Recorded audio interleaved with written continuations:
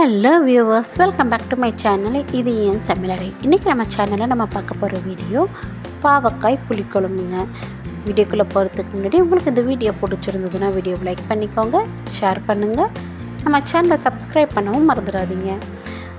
பாவக்காய் புளிக்குழம்பு செய்கிறதுக்கு முதல்ல பாவக்காவை நம்ம வணக்கி எடுத்துக்கலாம். ஒரு பேனில் நம்ம கழுவி சுத்தம் பண்ணி வச்சுருக்கிற பாவக்காவை சேர்த்திக்கலாம்.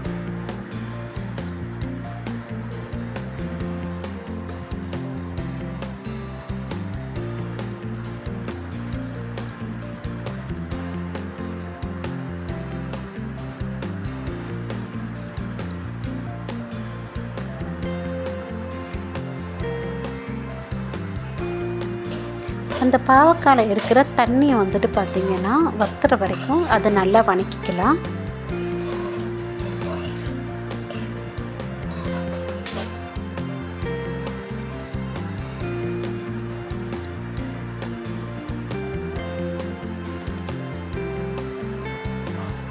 இப்போ கொஞ்சமாக உப்பு சேர்த்துக்கலாம்.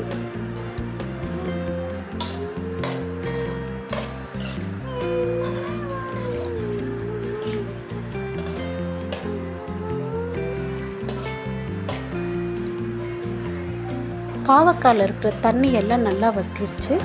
இப்போ இந்த ஸ்டேஜில் நம்ம கொஞ்சமாக எண்ணெய் சேர்த்துட்டு எண்ணெயிலே நம்ம அந்த பாவக்காவை நல்லா வணக்கி எடுத்துக்கலாம்.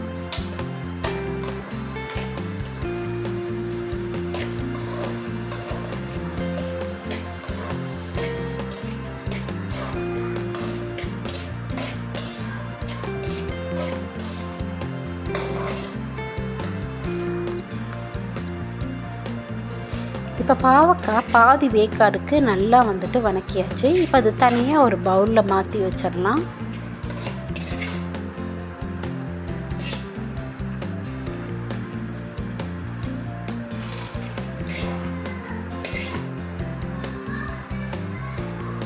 இப்போ அதே பேனில் மறுபடியும் கொஞ்சம் எண்ணெயை சேர்த்துட்டு வெந்தயமும் சீரகமும் போட்டு தாளிச்சுக்கலாம்.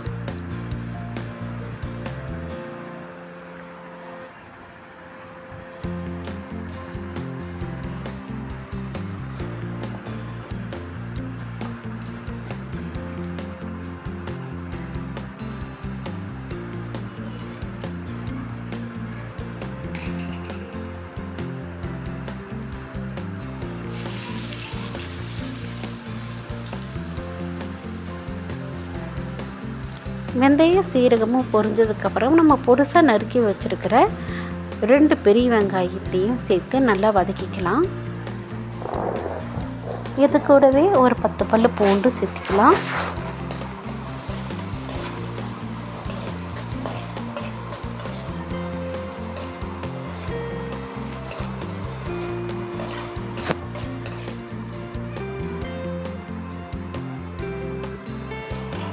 இப்போ கொஞ்சமாக கருவேப்பிலையை சேர்த்திக்கலாம்.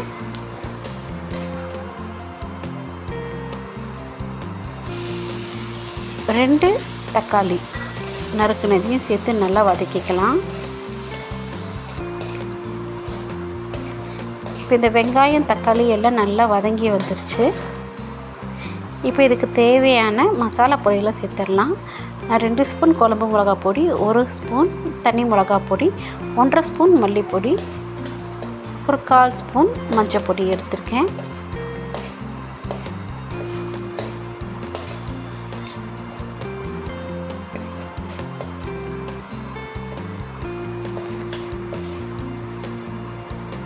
இப்போ மசாலாவோட பச்சை வாசனை போனதுக்கப்புறம் நம்ம கரைச்சி வச்சுருக்கிற புளி தண்ணியை சேர்த்திக்கலாம்.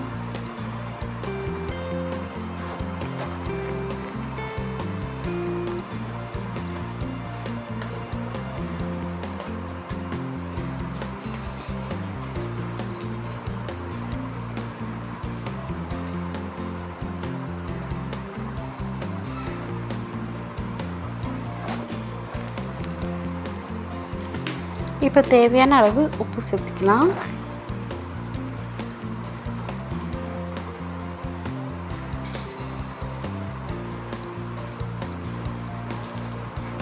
குழம்பு நல்லா கொதித்து வந்ததுக்கப்புறம் அது கூடவே நம்ம வணக்கி வச்சுருந்த பாவக்காவை சேர்த்துக்கலாம்.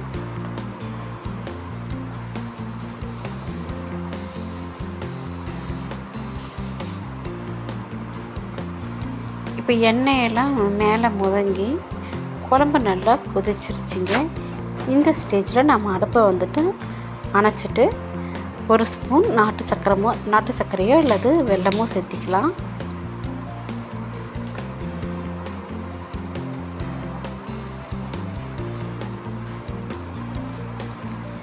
அவ்வளோதாங்க, நம்மளுடைய சூப்பரான பாவக்காய் புளிக்குழம்பு ரெடி.